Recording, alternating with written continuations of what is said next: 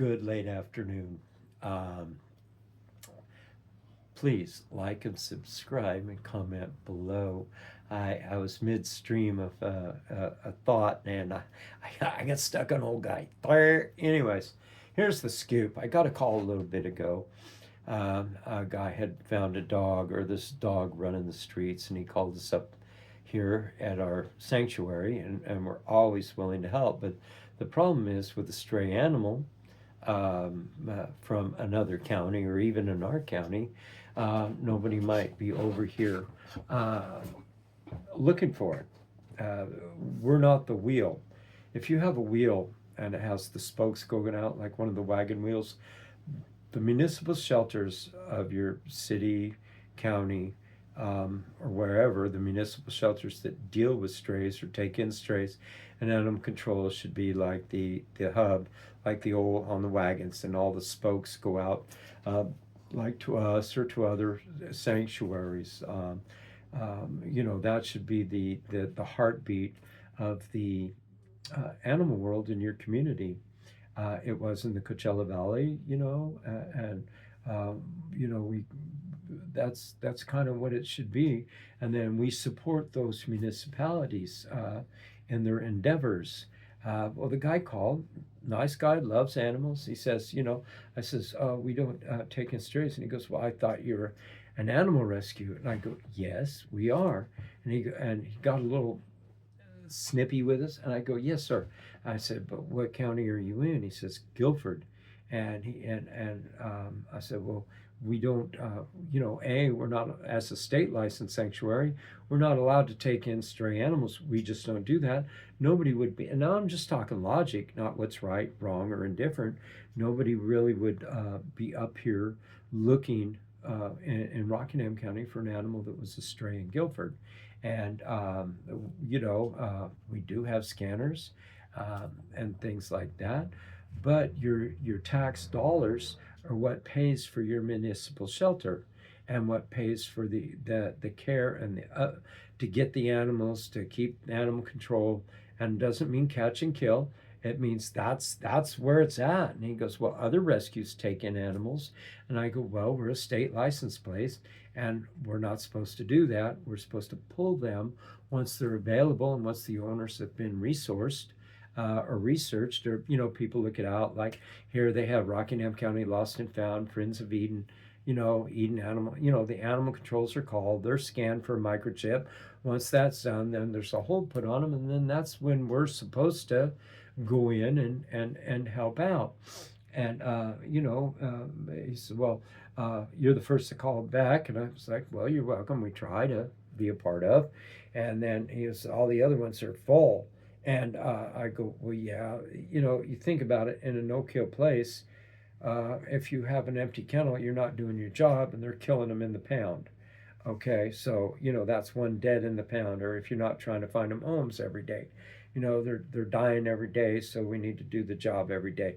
I've been doing this for over 32 years, and that's what the deal is. And then they say, if a municipal, once again, if a municipal shelter says that they're full, call the county manager, call the city manager, call whoever's in charge. If you don't get those answers, they're the ones that's what your tax dollars go for. We're privately funded through donations. We'll take in owner turn-ins, owner surrenders, as long as they've been fixed, vaccinated, and cordon shots. That's what owners are supposed to do. We'll help out in that area. If you bring us a stray animal, you have to go through animal control, and you have to get it all fixed, because our funds go to upkeep on our sanctuary and animals that are going to be killed on death row. So that's how that rolls, as sad as it is. But instead of getting upset with us, people need to be upset with their the county, the supervisors, the people that don't fund the municipal shelters where your tax dollars go to properly. If a county or city says they're full, complain. Go to city council meetings. Go to county commissioner meetings. Speak out. It's just not, that what they're doing is hiding from the issue and thinking it'll all work out somehow. It doesn't, because animals are dying in droves. So, if you do find an animal, take it, get it scanned at the county, report it there. Because I asked the guy, says, well, he goes, calling the county was my last resort. That's completely wrong. That's where people would call to find their dog, and to report as soon as, like, remember Buddy B that got out. He's a climber. We electrified the fence, and we looked for him for over a week. Posted him on Rockingham County Lost and Found. Everybody, and finally we found him. He was over. He'd gotten hit by a car, but nothing broken. His little butt was sore because he got it in the ass. But then, he was on that lady's porch. I was over there at 4 in the morning. He says, well, I can tell nobody's looking for the dog. You don't know that. I mean, we were looking for Buddy B for a week. I was just heartbroken. Everybody that knew Buddy B was heartbroken. So you can't assume you know anything about anything when these freaking dogs get out and they create such havoc either in the public or in your heart. It doesn't matter. Buddy B's here with us, and he's thinking about twice about trying to scale the electric fence. But the guy's a nice guy. He just is getting upset because he's getting the answers he didn't want to hear from a place that actually was speaking with him. We are full. We're constantly full. We do have adoptions all the time. We're here for adoptions. We do appointment only ever since COVID.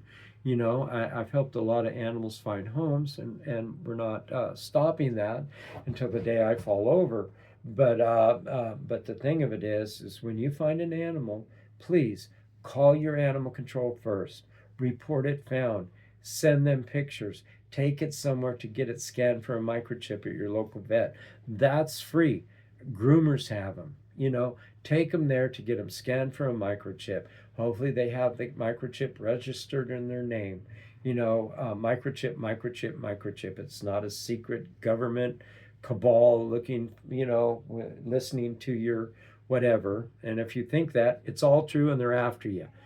But that's where it's at. So please, do call animal control first, post it on wherever Lost and Found, get it scanned for a microchip, and then give us a call. If we can help, we will.